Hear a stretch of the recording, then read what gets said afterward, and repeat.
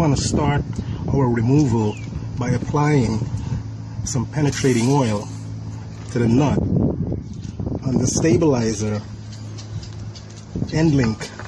So this is our stabilizer bar, this is the end link, and these are the rubber bushing that cushion itself against the stabilizer bar, so during suspension movement we do not get any squeaking noise from the joints between the rubber. We also want to do the same thing on the left side of the stabilizer bar end link. Now that we're going to let the penetration oil soak into the threads of the bolt and the stud, so it will allow easy removal with the tools. During the process of removing the end link, we're also going to want to examine the stabilizer bar support mount. This is the support mount that supports the stabilizer bar to the chassis frame of the vehicle, and we will have two of these support mount to inspect, one on the left side and the other one will be on the right side. So we can see this rubber bushing is already fatigued and it's basically coming apart. We will perform our inspection when we finally release the two end link from the stabilizer bar. We will grab the bar with our hand and try to maneuver it inside the mount support. If we should express any movement inside the mount and the sway bar, the rubber sway bar support mount will need replacing. Most of the time, the bolts and nut for the stabilizer bar end link can become a fight during removal due to corrosion. So we're going to allow the penetrating oil to penetrate itself through the threads. But in the meantime, while we're waiting for a easy removal, let's talk a little bit about the stabilizer bar itself and its importance to the automobile handling. You see, the best way to increase roll stiffness is to increase the size or effectiveness of the stabilizer bar, and we are doing this by replacing the end link and the support mount bushing. The stabilizer bar is sometimes called a swayed bar or a anti-roll bar. If a vehicle is to roll basically from left to right during a left to right turn, when I say roll, I'm talking about the tendency of the vehicle to lean in a turn. If a vehicle is to roll, one wheel will be up in compression and the other wheel will be in a dropping down extension mode. The stabilizer bar or anti-roll bar, also known as the swayed bar, limit the roll angle of the vehicle by using a torsion stiffness which is designed into the sway bar to resist the movement of one wheel up and one wheel down. The stabilizer bar is also used for connecting both wheels to each end of the stabilizer bar. Let's try an easier method of removing this side by using the famous vice grip. I'm just going to lock it on right here. That will be in the center of the link.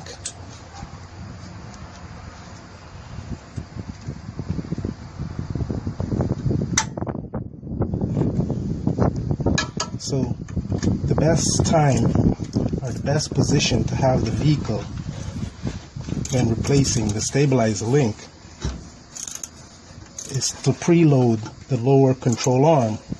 You do not want to have the control arm extended fully while the vehicle is jacked up and replace the stabilizer bar end link, because this will cause a improper seating position for the bushing that we're going to be replacing. It is very important that the vehicle is supported on its lower control arm.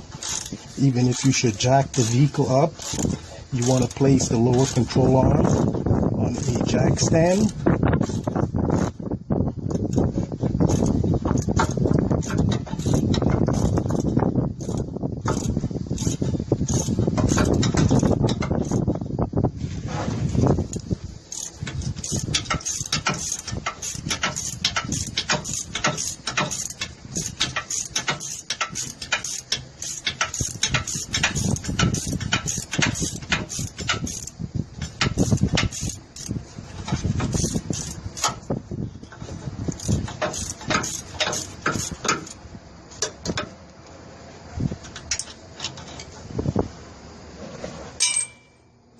So based on inspection of these bushing, these are basically rock hard, and it basically turned into a plastic.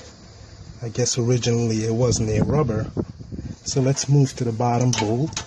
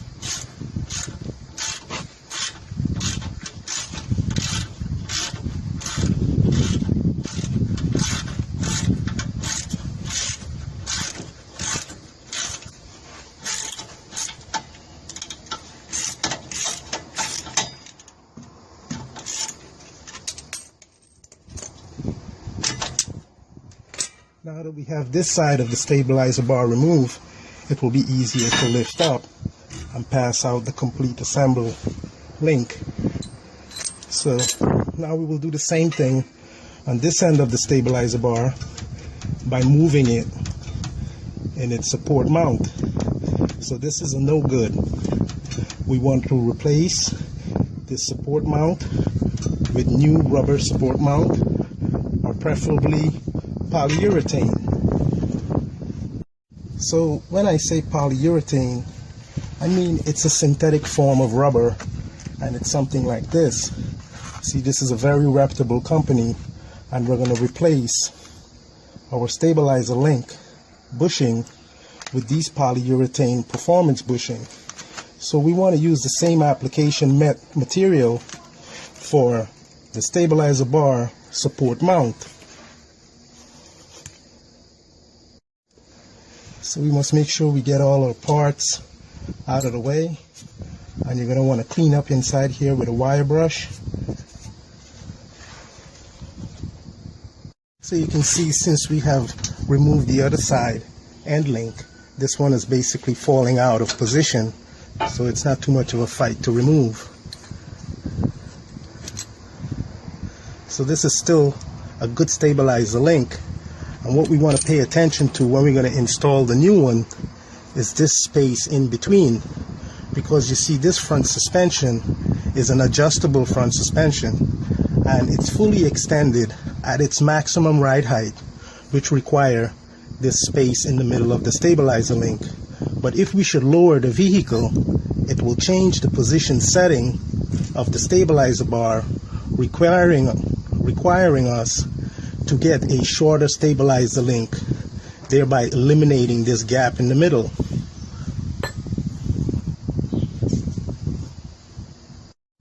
So once we have cleaned and degreased this area here, we're just going to want to take our spray paint and spray this area,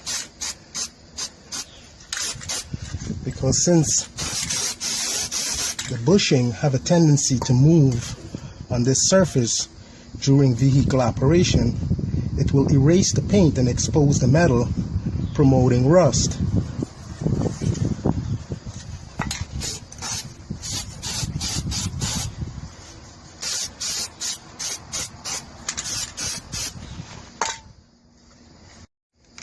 So in addition to buying this polyurethane mount, polyurethane bushing, we also had to buy the original aftermarket replacement stabilizer link complete with its rubber bushing. But we don't trust these rubber bushing. We more can rely on the performance one. So what I'm going to do is I'm going to remove these factory OEM rubber bushing from this stabilizer link, and I'm going to use the polyurethane bushing stabilizer link on this hardware.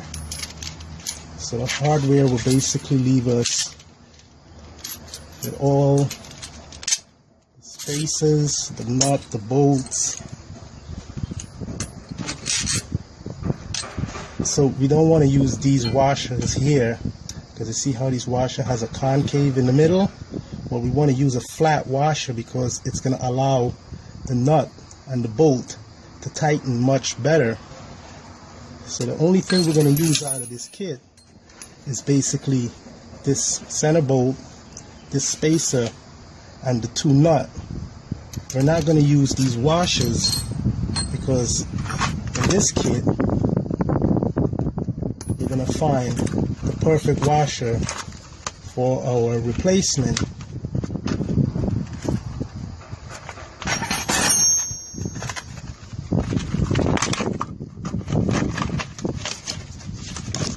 So you can see this washer here, you can see it has a flat surface on top, which will be able to give the nut maximum tightening ability when we finalize our installation.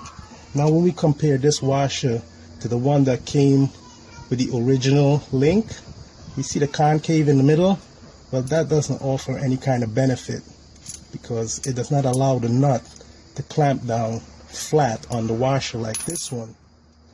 So we're going to use these new washer, plus they're also much thicker than the one that came with the OEM stabilizer link. So let's get ready to install the new stabilizer link, and I want to basically just drop one washer on here, and I just want to place one of our end link bushing onto the end, and that's going to go right here. Now when we look at this bushing, you see it has this little bevel on the end. Well, that it's going to fit into the stabilizer mounting support and in the bar, so it is very important that we have this end. So we just want to set that up like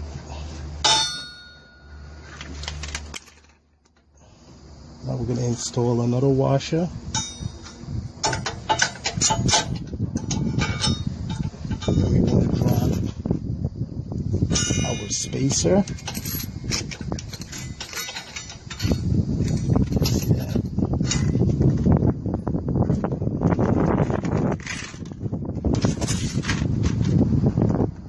We just want to drop another washer on here. Another bushing, making sure this bushing, you see the top, making sure that part face on the top. And we just want to lift the bar up.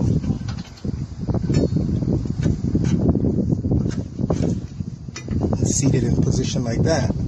Now we have to move to the other end before we could complete this side.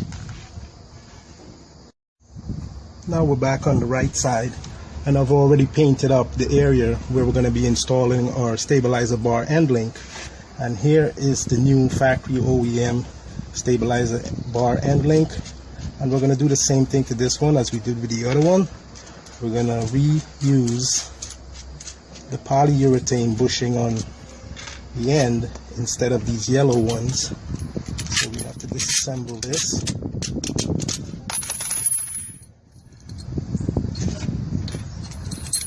And once again, we're going to use the center bolt, the spacer, and the two nut.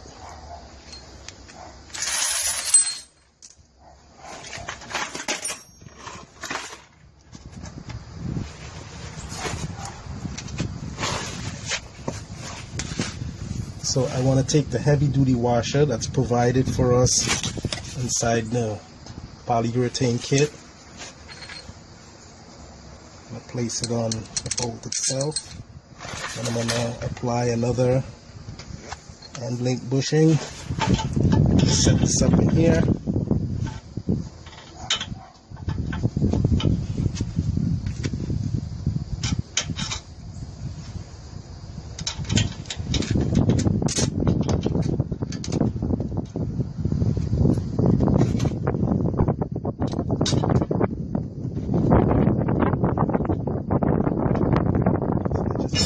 Up a little. You can't lift it up too much because remember the other side is going to fall out if you pick the bar up too high.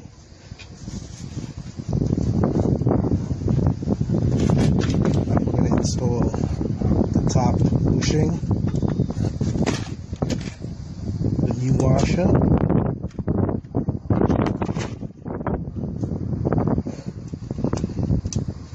Install this nut. So let's finalize the left side stabilizer link by installing another bushing on the top with its retainer washer.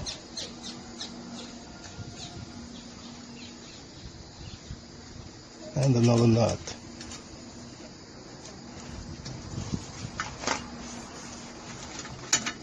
So now you see how this side of the bar is off-seated from the stabilizer link. We want to go back to the right side and make sure the bar is aligned and set properly so this side could be evenly seated with the other side.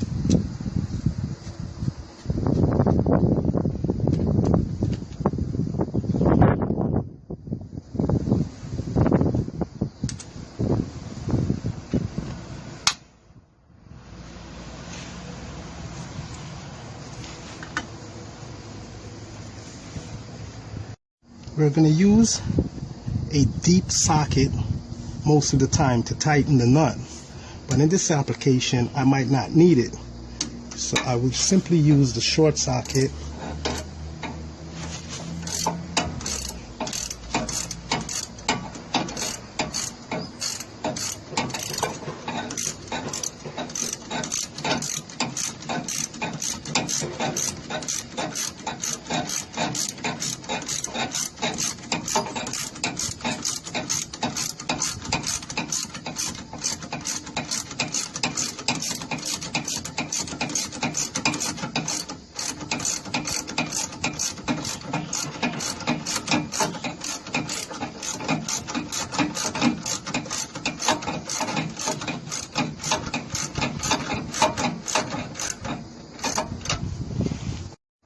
So I basically want to tighten this nut on both ends so it could have an even thread count on the stabilizer link. So I still have to tighten this some more.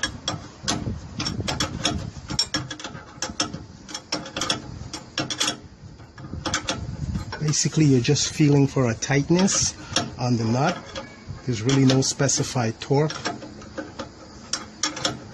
on this nut, since we have a locker nut that's going to have to go on top.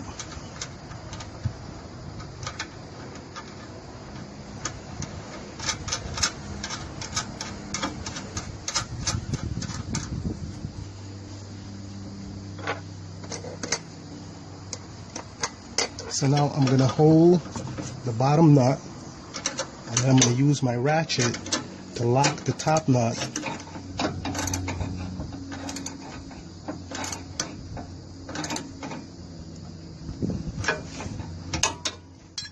Now during operation of the vehicle, the vibration will not cause the nut to back off so the stabilizer link can become loose.